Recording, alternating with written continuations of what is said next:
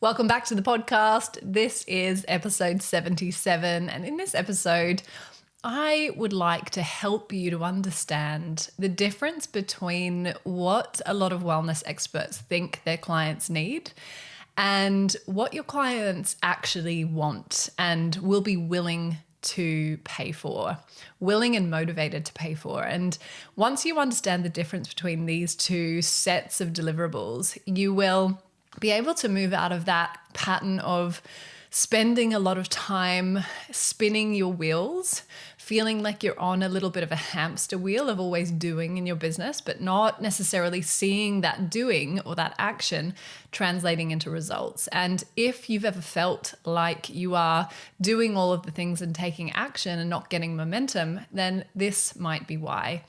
There are so many things that we confuse as being value for clients that actually make the client experience more complex, more overwhelming, and to the detriment of the value that you initially intended to provide. And the most important thing to remember as I explain the difference between what your clients want and what you think they want is remembering this very important thing. And that is that volume does not necessarily translate into value. And what I mean by that is providing more and more and more in the context of free content, in the context of paid content and deliverables for your client doesn't necessarily correlate with value or value provided. And the simple reason is that most people are coming to you because they're overwhelmed. They're overwhelmed by all of the different pieces of information, approaches out there, things that they've tried before that have or haven't worked. The health space in particular is plagued by oversaturation of information and educational resources. And that's not what your client needs more of.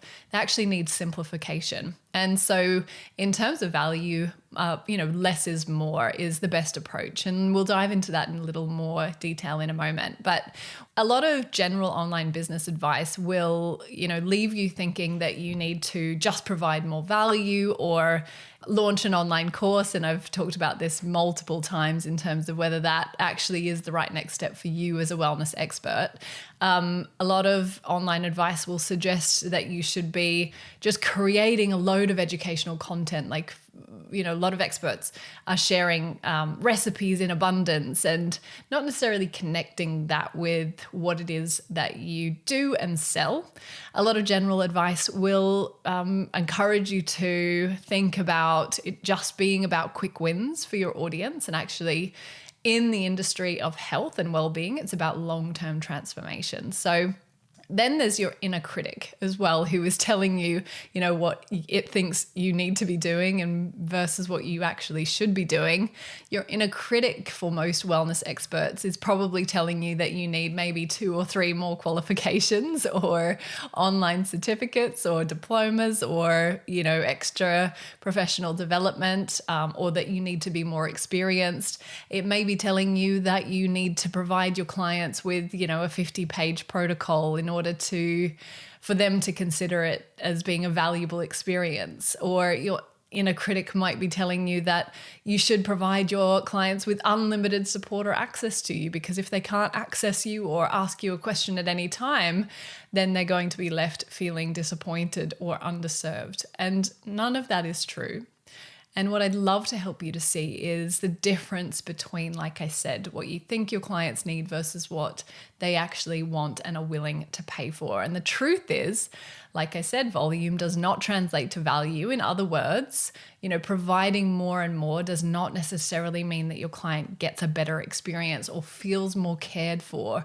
It actually typically means that they leave you feeling more overwhelmed or need to stop working with you because their feeling is that actually they need a bit more time to implement. And so being able to pace the value that you provide to your audience and to your paying clients is really critical.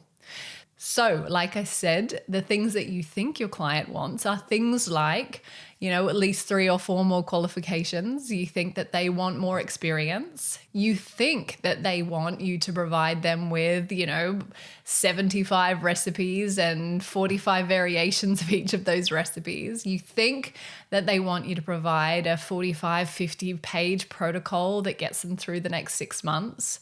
You think that they want unlimited access between calls. You think that they want, an ebook, for example, was very popularized in the health and wellness space. And actually, that's not what people want. They don't want more information. They want simplification of that information. And more importantly, they want help implementing it. You think that your clients want more educational information. You think that maybe they want an online course. You think that they want rapid results from you. And actually, if we talk about what your ideal clients really want and want to pay for, it is things like this. Your ideal client wants to know that you understand them and that there is empathy between the two of you. They have been struggling for years, maybe decades, with the symptoms that they possess. They have tried different things. They have tried reading up information on Dr. Google. They have tried buying books. They have tried downloading free resources.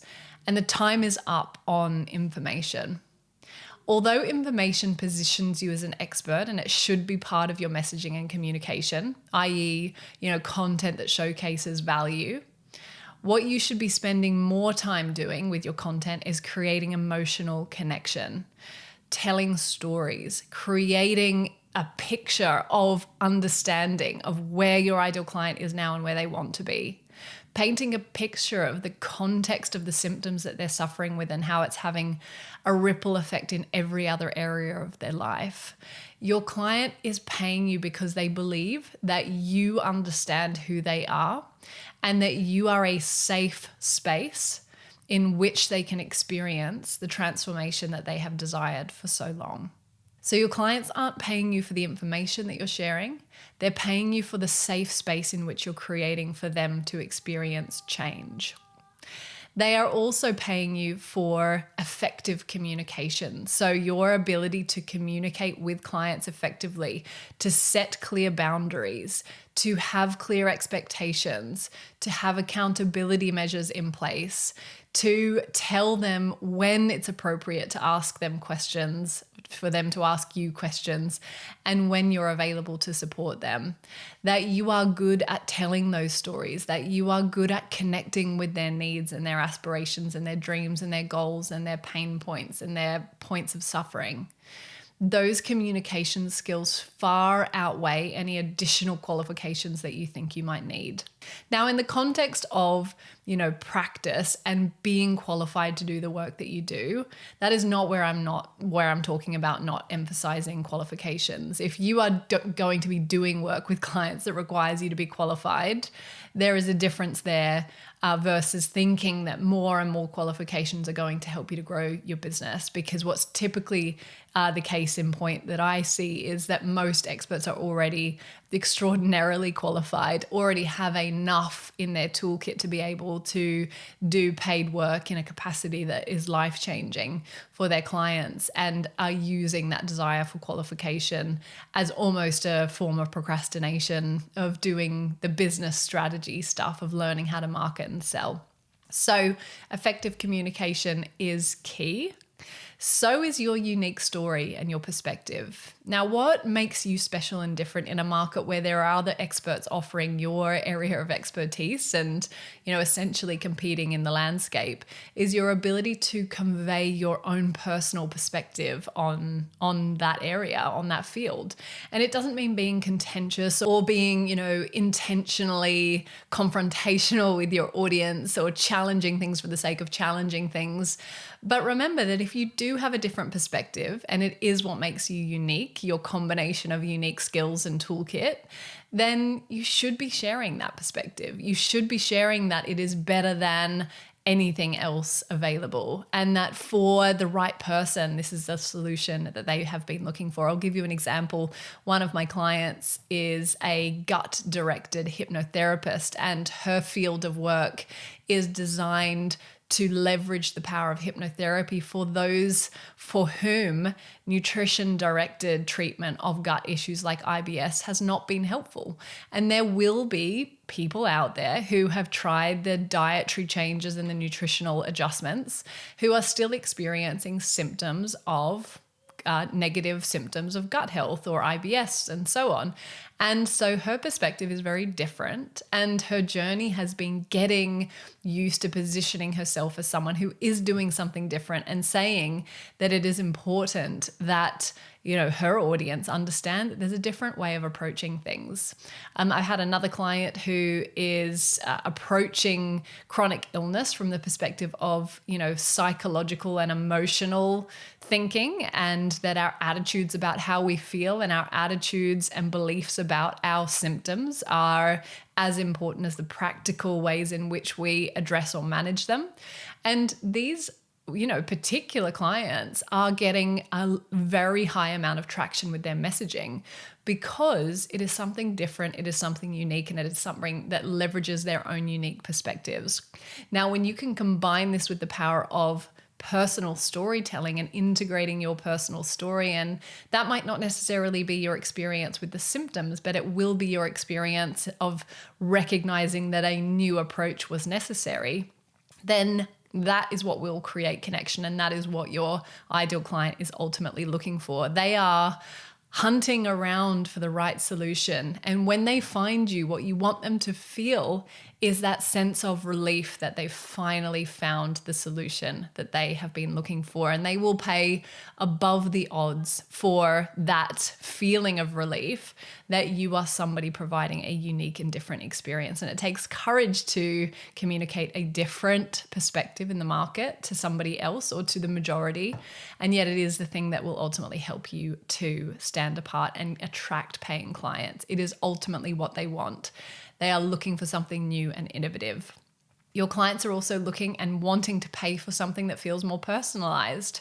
So when it feels too cookie cutter, then it is difficult for a client to feel that you are creating this experience uniquely for them. And when I teach inside my consistent clients community, our clients how to create and deliver standardized levels of service and expertise, interwoven within that is always an element of personalization.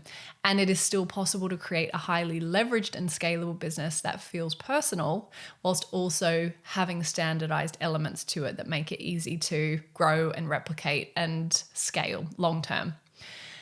Your ideal client is looking and wanting to pay you for skills that sustain them in the future.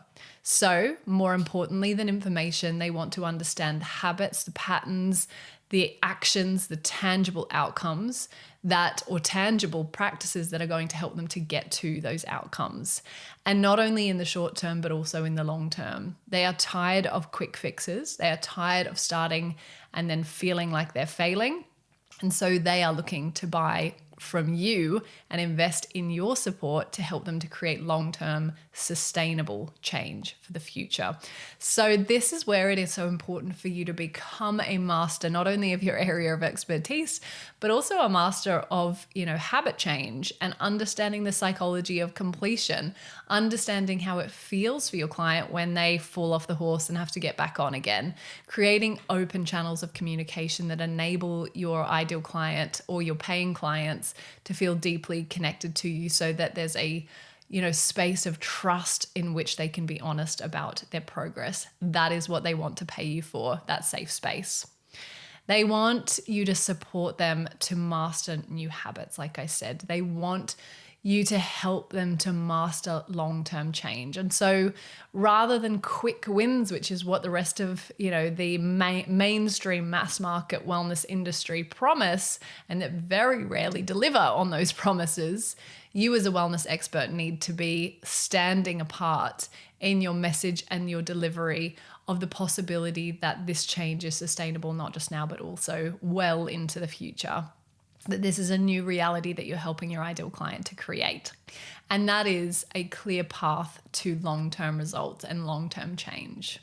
So thinking about all of these things, thinking about the emphasis more on implementation rather than just more and more and more information rather, your job is to get really good at understanding how to deliver your expertise in a way and frame the value of that expertise in a way that actually sells. And these are the things that you're going to want to emphasize: accountability, support, habit change, creating sustainable change for the long term. All the things that, your ideal client has never been given the opportunity to experience before. And once you can master delivery in this framework versus the thinking that you have to just create more and more and more and provide more and more and more, you will very quickly realize that you can free yourself from the over delivery patterns, the unboundaried operation of your business where clients are accessing you at all hours of the day or night or weekend. And you will finally be able to create a business for yourself that is not only providing a higher level of value for your clients, but is also much more valuable for you in its, ability to sustain this work for you for the long term as well.